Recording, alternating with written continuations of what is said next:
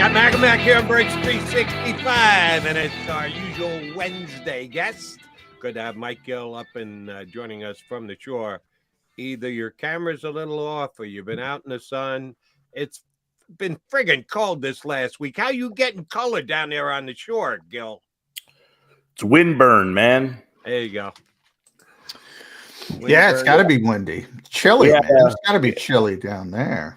It's not too bad. I was out Saturday. I was up at the crew races at Cooper River, so maybe because I was outside all day. All right, yeah. Cooper River crew races. I like it. It's right around the road block from me. Mike should have texted me. I would have watched the crew races. You were just watching, not participating. No, I'm not rowing. Just had to check. I was going to say they'd have to get a reinforced boat for you there, big guy. No rowing for me, just a spectator. A lot of good food there, though, man. They put the tents up and down the rivers. I mean, you've seen it on the Schuylkill. You know, they do it on both the Jersey side too this week. So a lot of good fare. What did you have to eat? Now that you went there, you're gonna have to tell us. Give us a Mike Gill plate at the. Well, it's an all-day thing. These schools all have like their own individual tents. So whatever school you're there with, you know, the parents make, it's like they got pizza makers, and you've got like shrimp fried rice and chicken fried rice. And I mean, you can get anything you want. Like mac and cheese. I mean, it's an all day. They got breakfast. What school were you hanging with? My girlfriend's son rose for Egg Harbor Township. So Egg Harbor, okay. Well, then what was the key? I'm hoping eggs. Did they stay true to the name? Yeah, we do. We do the breakfast sandwiches, bacon, egg, and cheese for them when they first get there, and then they row, and then they come. I mean, these kids are treated like, kings, man. Nice. Yeah, they deserve it. And what's the T-shirt? Is that Stockton today? The Stockton University Ospreys, yeah. This was all right. They're opening up. I saw they're opening up a dorm or something in Atlantic City. Yeah, the Atlantic City campus is expanding to add more. The amount of people that are applying that want to stay in Atlantic City, they don't have the room. They only built that one dorm when they first opened, so they bought more space over that. That campus is going to be pretty darn big.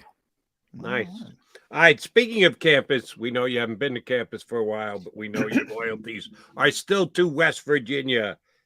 Jasir Cox, safety, going to come in and get a workout with the Eagles, and then if he does well, he might get on the undrafted free agent list and signed with the Birds.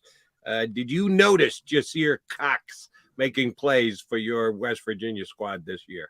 Not really. No, the defense was not. The team has been down, but no, Cox.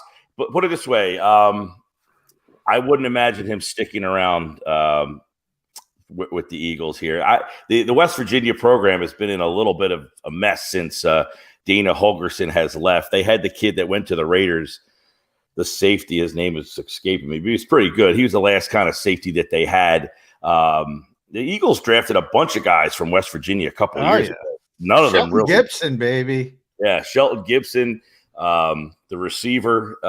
They had Rasul Douglas, who's been good everywhere but here. Still playing, getting it done, still coming up with picks. He wasn't terrible here. I said he's been good everywhere else. He had nights where he would have a big game, and you're like, why doesn't he play more? And then, here for a baseball reference for you, Jody, I mean, he was like John Mayberry Jr. The fans wanted him to play more because he hit like 2 home runs in pinch hitting roles. And then when you played him more, he struck out every time he was up. He'd probably be a better fit for this defense with all the zone coverage and all that kind of. He's a pure zone corner. Yeah. Now Cox, I think, is kind of a box guy. They play that weird 3-3-5 style defense, and he's kind of like he was like a linebacker safety type there. I wouldn't imagine you're getting anything here. No. As much as I'd like to say, yes, you got a steal, you found something, great job. I don't think. Well, everybody thinks Eli Rex, because he was a 5-star recruit coming out of high school, is going to make the Eagles. Well, I told you, was it you, John? I told the story yesterday So Eli Rex, when they do these way too early mock drafts for next year, well, when they did it last year, top 10. When Todd McShay did his last year, Eli Rex was picked number 10 overall. Yeah, that's awesome. That is awesome. Stuff happens. Guys go up, guys go down. That's why we called them way too early. All right, is it way too early for me to ask you this question, Mike Gill? I just asked it of Jimmy Kempski. If Jeff Lurie were asked, if he were given the chance to dictate, first opponent of the year for the Philadelphia Eagles, opening Thursday night into Kansas City to get a rematch of the Super Bowl. Last game played Philadelphia, Kansas City. First game played Philadelphia, Kansas City. If Jeff Lurie got to choose yay or nay, what do you think he'd say? Probably indifferent. I mean, you get the opening night hoopla and all that stuff. It feels like, you get the rematch conversation for the lead up, but I don't really think he cares. In fact, he probably would rather have a home game to start the season off and kind of do the whole banner ceremony. I'm sure they're going to do something to kind of kick off the season. So I would imagine Phillies gave out rings. Are the Eagles giving out rings? Probably not. The ring is probably not going to happen for the Eagles, but I don't think that he probably has a preference. I do know I saw the Peter King thing that he is speculating that the Eagles will play on Black Friday. Would that be a game in Philly or New York? Because he said it would be against the Giants. I don't know. I would wonder if that's a game he would be clamoring for. Would the owner want to play a home game on Black Friday and have that game on Amazon Prime only? I think he would have more of I care about that than I don't know what these being on the road on Thursday night. What do the Eagles and what would Jeffrey Lurie get out of that? I think, be truthful with you, I think 32 owners are trying to avoid Amazon Prime. Oh, they want to cash a check. They want to say thank you very much when the check clears. But do any of them really want to play on Amazon Prime? No. Not if it's on Thursday night, but this not on any night. Right. Well, I think they'd rather be Friday game I don't know that they've given the time for this game, but when would work on Black Friday? Is it going to be an afternoon game? John and Jimmy Kempski said they're pretty sure it's an afternoon. Yeah, I believe it's an afternoon game. Right. I thought it was going to be a 3:00 somewhere in the mid. That's a weird NFL time on a Friday. Oh, it's weird, Friday. I mean, you got to let them go out and do their shopping. But then you want them coming straight from the mall or straight from the PC. Just slide over in front of your 40-inch TV and then watch the Eagles. And ironically, nobody goes to the mall anymore because of Amazon. So right. It's very ironic. That's why I said slide over from the PC. Yeah. So nobody wants. But the check is too big, so somebody's got to play on Friday and. We'll see. May 11th, I believe, is the date, tentative date that the NFL will release. That's what I was told, May 11th.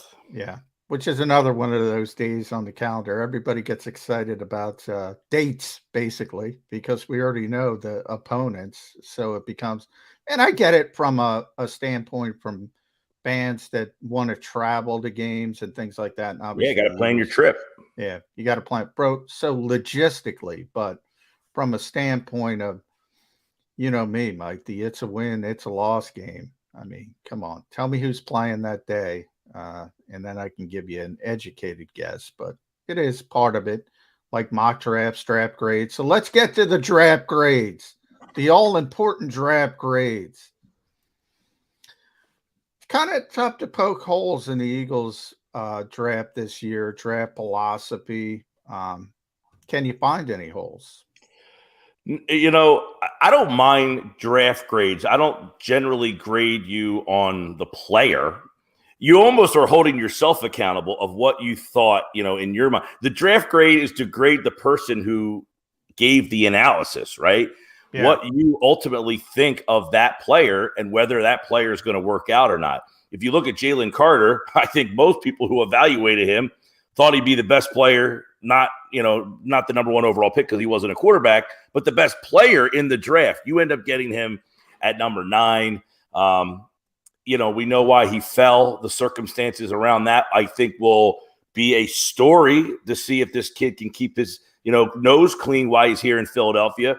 But if he does, you're probably getting an impact player. This is something the Eagles really haven't had as a first-round pick. When was the last time a first-round player has come in and made an impact for this team immediately? I mean, they've drafted guys in the first round that have been decent players, but which one has come in day one and might have his name in the paper the first day? Do they still print the paper up there? Because they stopped doing it down here.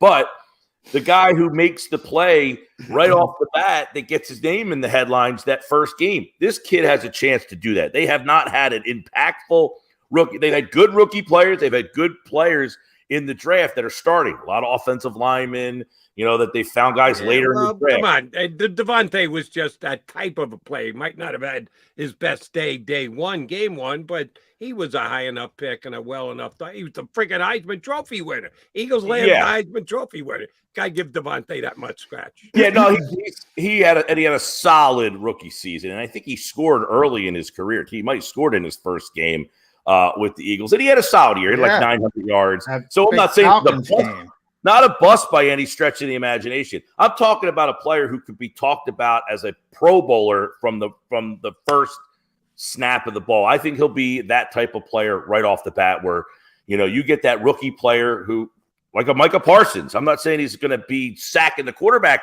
18 times, but that when you're talking about the Eagles halfway through the season, man, they've got this rookie, Jalen Carter, and he has really changed the way they've done defense in Philadelphia, that kind of stuff. So they hit a home run, I think, with that. Nolan Smith, I don't think will play enough to make that big of an impact. He'll probably be a rotational player, but you can't pass on the speed and explosion that he brings and the possibilities that he has maybe for down the road to be a little bit more. So that first night was outstanding.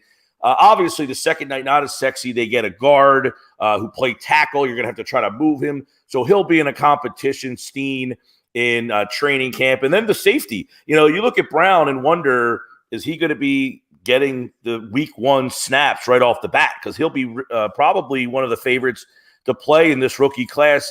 And a lot of times in the last couple rookie classes, these guys, Nakobe Dean, didn't get a lot of playing time. Guys that they drafted that you were excited about didn't get a lot of opportunities. So we'll see if Brown ends up being that. And then, of course, after that, you got a bunch of guys, Kaylee Ringo, who's got a lot of potential, probably won't play a lot because of the safety corner situation, unless there's an injury, and then he may factor into playing. The quarterback obviously doesn't even really fit what they do here, but interesting story in itself. And then Ojomo, the defensive tackle, that dude's a freak athlete. I mean, I watched him plenty at Texas, but I can't imagine he gets into the tackle rotation. So overall, that's a tough numbers game for Ojomo. Yeah. Overall, I thought the draft, I don't know that you looked and said, man, this guy was on the board. What were they doing? That didn't really happen. And of course, the trade, that factors in as well, getting Swift here. I asked yesterday on my show, if Penny and Swift are both healthy the entire year, who has a bigger impact? That's Penny. a legit question. Penny. But, Penny's good. Penny's like really good. I mean, we've already seen Penny perform at a really, really, really high level, but he's never healthy. But under this exercise, he's completely healthy. Yeah. He's the better player. I mean, it's not even particularly close. And I think it was you, John, that was on with me yesterday, and I said, I think Eagle fans are maybe, and I'm not saying that Swift was a bad trade. It was a fine trade to take a chance on and see what he adds to this team.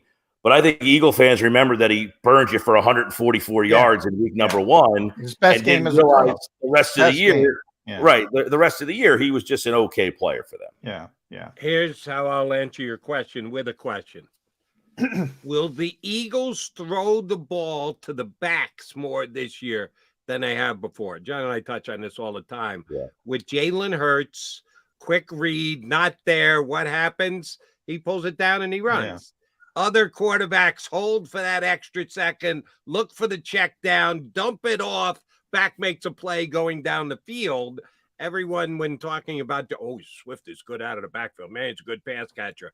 Yeah, he is. But will the Eagles actually take advantage of that?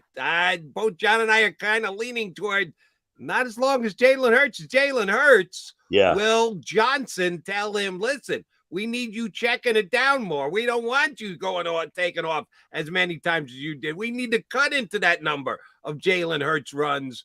Do you think that happens this year? Because if it does, then I might say Swift is actually more important than Petty.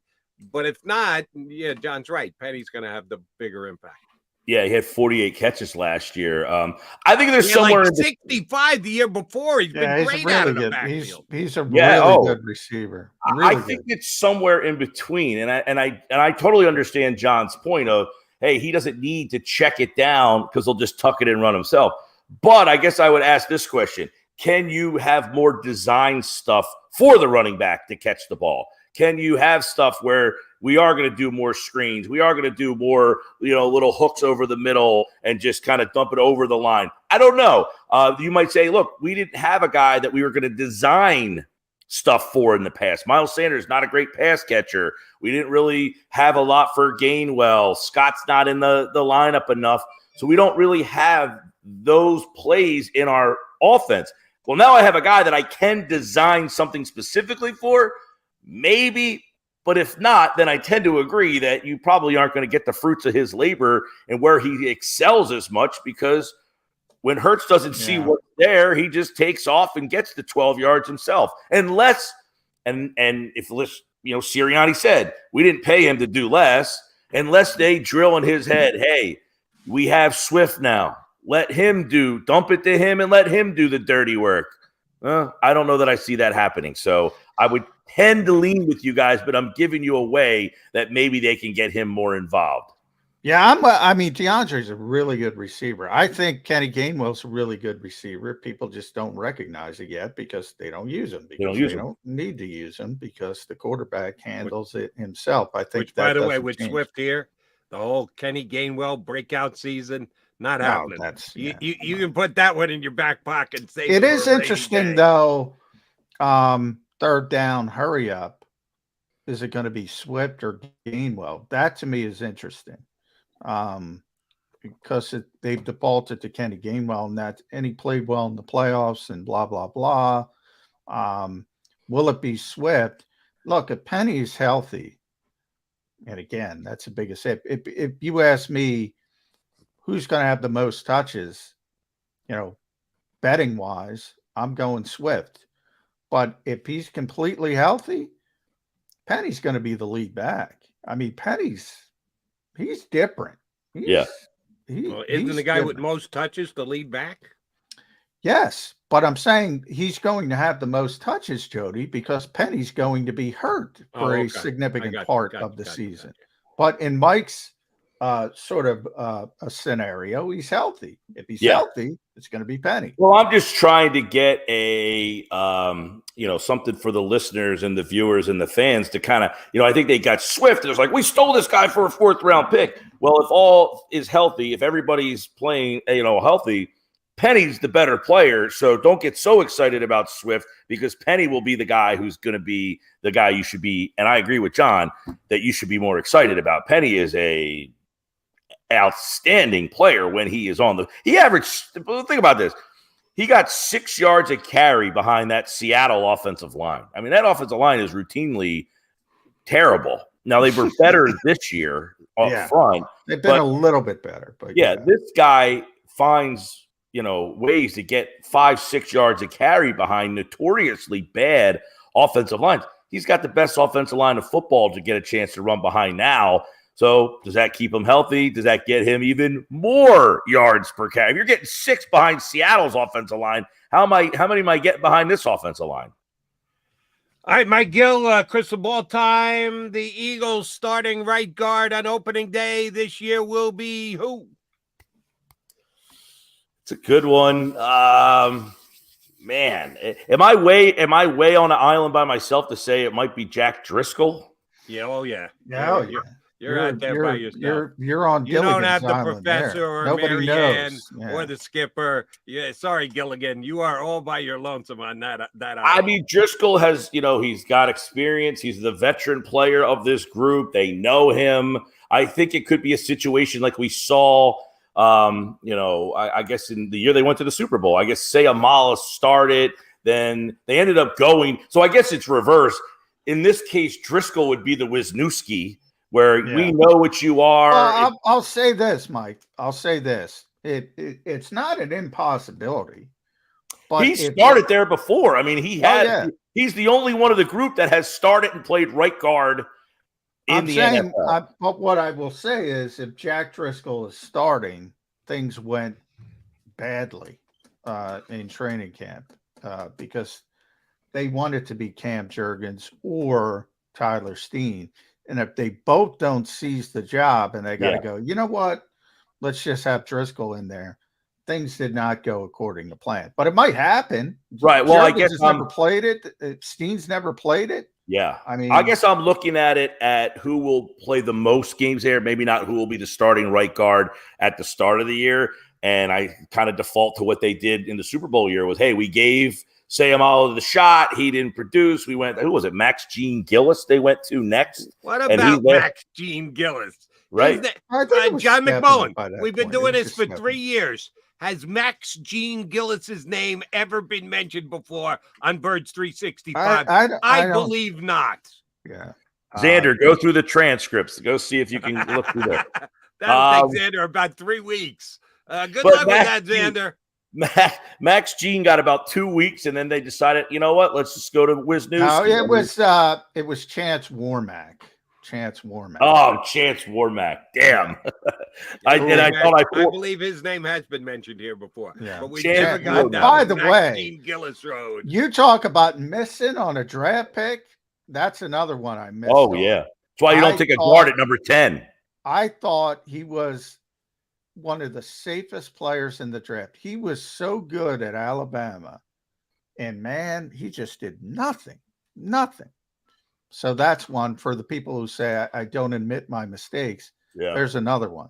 I was on the Chance Warmack train. Is Stu Opeta still around? Oh, yes, it was here. Yeah. Okay, he's had some starts on this offensive line too, so you could throw him into the mix. Oh, yeah. I think if Dickerson goes down, Opeta gets plugged in. I don't think they'll do the whole move thing. If they're going to have Steen working in the right guard position for preseason, you shift him out a little to tackle just because that's his natural position. And yeah, Lane is one bad hit away from him having to potentially play tackle. That'll be he and Driscoll as well. So you're keeping your flexibility open. Yeah, I don't think he's going over to the left guard at all. I think that's the only one here that when I hear Steen, I think of Kevin Owens. I'm sorry. Yeah, there you go. There you go. I WWE. like it. There is a hardcore wrestling fan knows Kevin Owens' name, real name, Kevin Steen. I like it, Mike Gill. All right. So if the Eagles are going to do the wave the magic wand thing on the offensive line, and everybody has faith in any graduate of Stoutland University, it gives them a chance to have the flexibility up front that they want, which is good because you never know when injuries are going to hit. You're not ready. Well, no, you did. You gave us Driscoll if he's going to start week number 1, so be it. And we've already talked about the running back. So I'll go over to the defensive side. Will the Eagles add another linebacker before the year starts, or are they going to war with the 2 guys who are top of the depth chart as of right now? Yeah, I wouldn't be shocked if they brought another linebacker in. I also don't think it's going to be someone that we're all like, whoa, what a move, like they have in the past. I don't think you're getting a player like a Chauncey Gardner-Johnson, the young player who's at the end of the deal, who you're going to bring in here and it's going to change the dynamic. I think, and I know John has been on my show talking about Nakobe Dean and his size, which I think is definitely valid. I think the Eagles, and I look at myself looking at Dean, I think they hope that he becomes the impact player at linebacker, the playmaking linebacker, the guy they hope forces fumbles, gets interceptions, and it's just all over the field. I mean, that's probably what they're banking on, is that, hey, this guy was a first-round talent. We got him.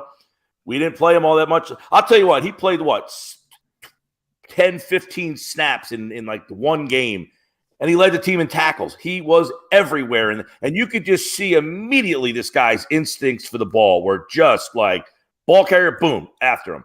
So I think that Dean would probably be the guy they think is going to be maybe even, I don't want to say better, but more impactful in terms of making play. Their linebackers were very good, but they weren't playmaking guys. They weren't guys who were tipping passes and intercepting balls and forcing fumbles and making tackles behind the line of scrimmage.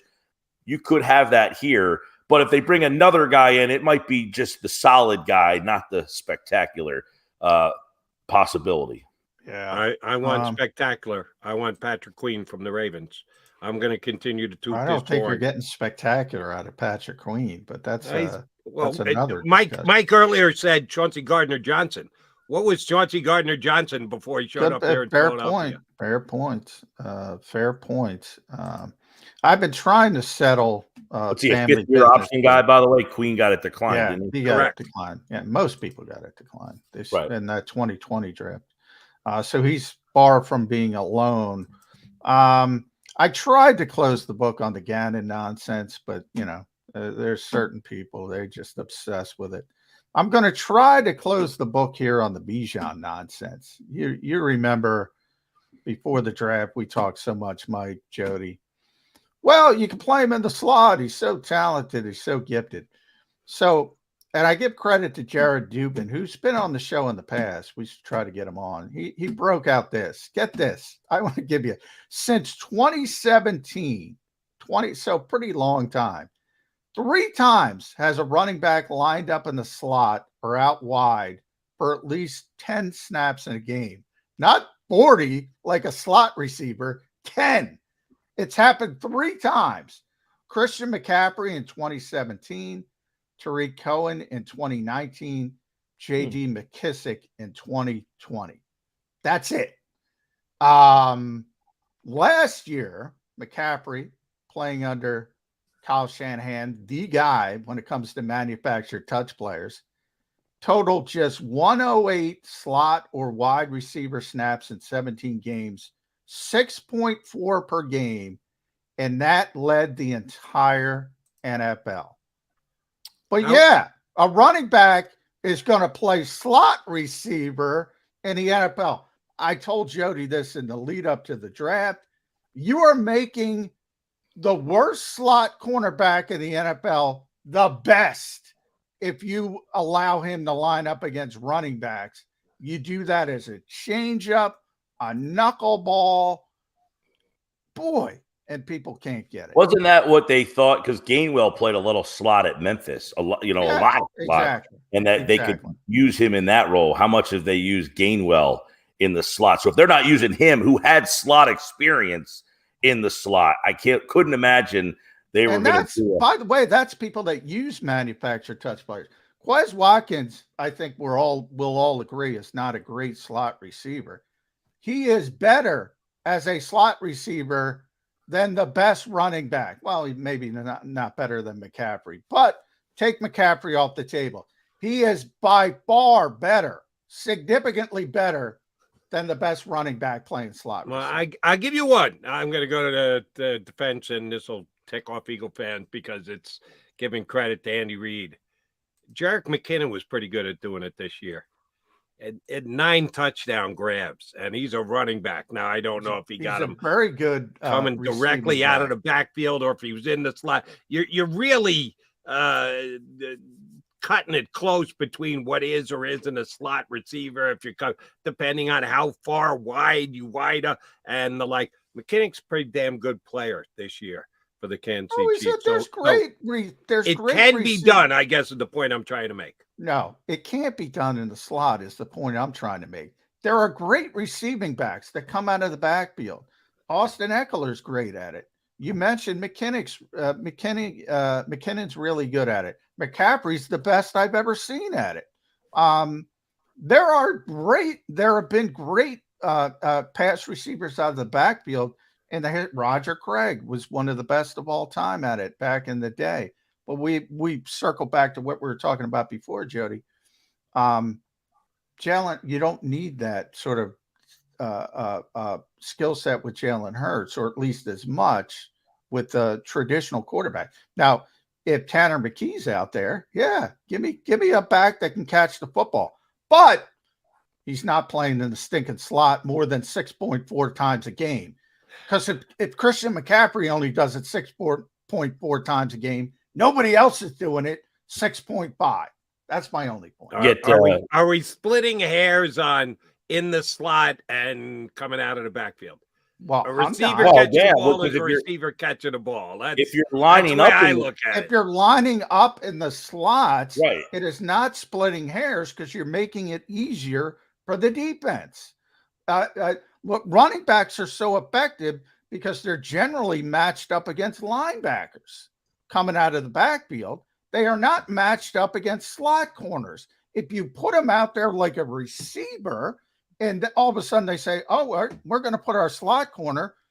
The worst slot corner in the NFL is going to lock down everybody not named Christian McCaffrey. The worst. Right. But the linebackers are a dying breed in the National Football League. So a slot corner ends up covering a guy out of the backfield, even if he's not on the line of scrimmage. You're missing in the point, slot. Jody. He's getting lost in the wash coming out of the backfield. He's not getting lost in the wash when playing slot receiver. That's why nobody does it. That's why nobody does. It's easy for a slot corner. Easy.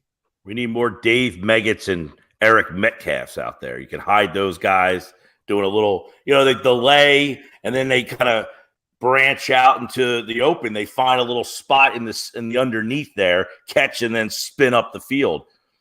Yeah, the arrow route coming out of the backfield. I mean, that's one of the toughest to defend because you have an option when you have a guy like Eckler.